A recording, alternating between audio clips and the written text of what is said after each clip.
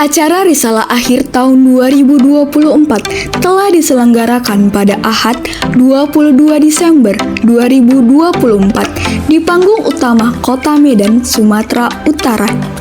Acara yang dihadiri sekitar 100 tokoh lintas komunitas, mulai dari aktivis pemuda, tokoh masyarakat, tokoh intelektual, dan para dosen.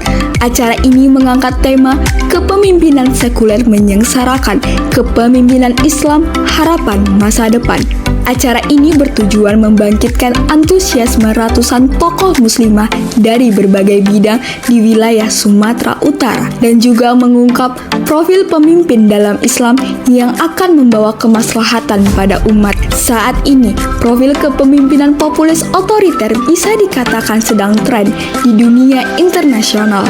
Hal ini niscaya mengingat sistem yang sedang ditegakkan sekarang, yakni sistem sekuler demokrasi kapitalisme neoliberal, kian menunjukkan bobroknya dan membuat umat semakin sengsara. Para penjaga sistem ini, yakni para elit penguasa beserta kroni yang selama ini menarik keuntungan dari tegaknya sistem ini, berkepentingan melakukan berbagai upaya untuk mempertahankannya. Salah satunya adalah dengan menerapkan gaya kepemimpinan populis otoriter. Bagaimana tanggapan tokoh muslimah di acara Risalah Akhir tahun 2024 terhadap kondisi rakyat di bawah corak kepemimpinan populis otoriter hari ini? Mari kita simak bersama. Ya, Islam itu agama yang sempurna, sudah mengurus atau mengatur semua lini kehidupan, termasuk bagaimana seharusnya menjadi seorang pemimpin. Seorang pemimpin dalam Islam itu harus mempunyai saksiyah Islam, nafsiyah Islam, artinya berpola pikir Islam, dan kemudian juga bersikap, berpola sikap Islam. Jadi ketika itu dikerjakan atau dilaksanakan oleh seorang penguasa, maka sesungguhnya inilah penguasa yang mencintai rakyatnya dan dia dicintai oleh rakyatnya. Sosok pemimpin yang kita inginkan adalah seorang pemimpin yang menjadi suri teladan kita, yang kita cintai, yang dia juga mencintai rakyatnya sesuai dengan syariat Islam yang berdasarkan kepada Al-Quran dan Sunnah.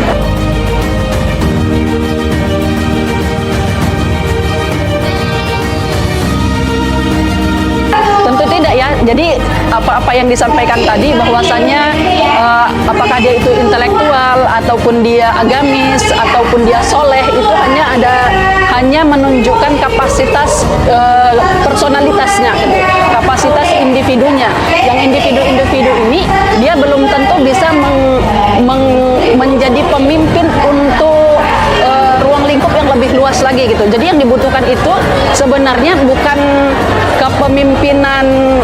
hanya kepemimpinan personalitinya, tetapi yang kita butuhkan itu adalah sistemnya. Nah, jadi perubahan sistem itulah yang harus kita lakukan, dan kemudian kita memang membutuhkan personality yang memenuhi kriteria kepemimpinan berdasarkan standarnya Islam.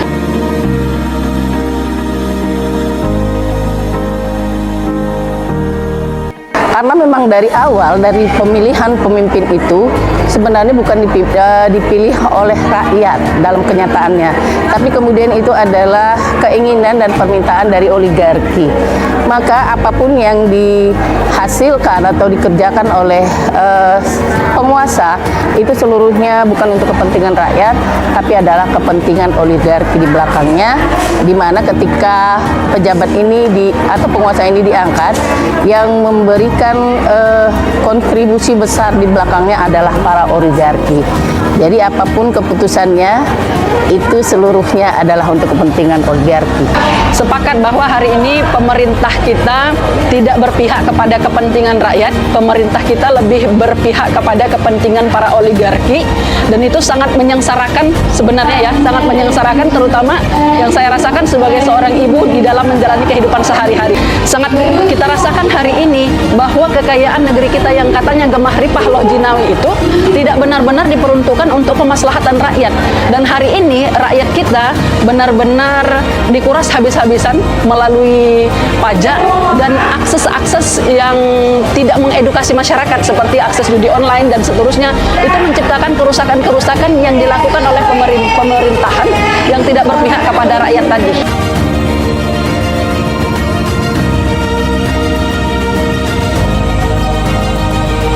Ya, ketika sistem pemerintahan kita atau sistem yang mengatur kita hari ini bukan sistem dari Allah, maka inilah yang terjadi.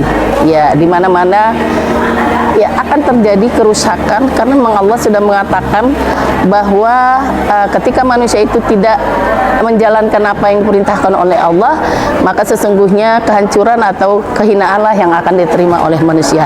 Maka untuk itu sebagai untuk melahirkan kesejahteraan, melahirkan kehidupan yang baik, tidak akan lahir dari sistem hari ini.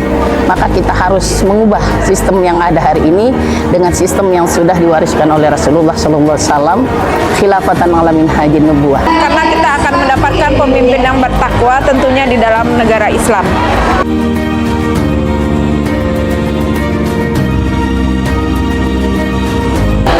Saya sebagai dosen dan juga ibu yang menjalankan homeschooling di dalam keluarga kami, yang ingin saya kontribusikan adalah mendidik anak-anak saya dan terus mensiarkan khilafah dengan menyampaikan kepada ibu-ibu pentingnya kita untuk melakukan pembinaan kepada anak-anak kita, melakukan riayah kepada anak-anak kita.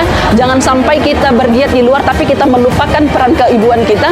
Jangan sampai kita banyak berfokus pada urusan-urusan yang sebenarnya urusan-urusan yang mubah, gitu ya. Jadi kita sebagai ibu memang benar-benar mencetak generasi untuk anak-anak kita dan untuk anak-anak kaum muslimin. Maka yang akan saya kontribusikan adalah mendedikasikan diri saya untuk mendakwahkan parenting, khususnya ilmu ke orang tuaan pada ibu-ibu muslimah lainnya. Ya, sistem ini harus kita ubah. Karena Allah sudah mengatakan, innallaha la yughayyiru ma biqaumin hatta yughayyiru ma bi anfusihim. Sesungguhnya Allah tidak akan mengubah nasib satu kaum sehingga kaum itu mengubah nasib dirinya sendiri.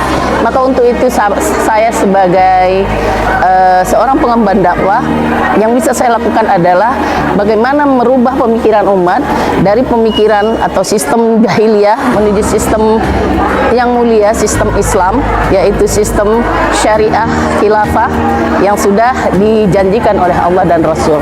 Ini yang saya mungkin bisa sampaikan kepada umat, bahwa kita hanya bisa berubah, bahwa umat ini bisa sejahtera hanya dengan sistem yang sudah diwariskan oleh Rasulullah SAW. Yang pastinya tidak bisa kita lepaskan dari kehidupan sehari-hari. Karena saya adalah seorang pendidik, pasti yang pertama saya lakukan adalah memberikan pelajaran kepada mahasiswa saya perlahan-lahan tentang pembelajaran tentang syariat Islam. Bagaimana ingin menerapkan untuk terwujudnya khilafah Islamiyah. Kepemimpinan politik Islam jelas sangat berbeda secara diametral dengan kepemimpinan politik paradigma sekuler demokrasi kapitalisme neoliberal yang sedang eksis hari ini. Selain tegak di atas keimanan, politik Islam dipagari hukum-hukum yang datang dari Sang Pencipta alam. Halal haram justru menjadi standar.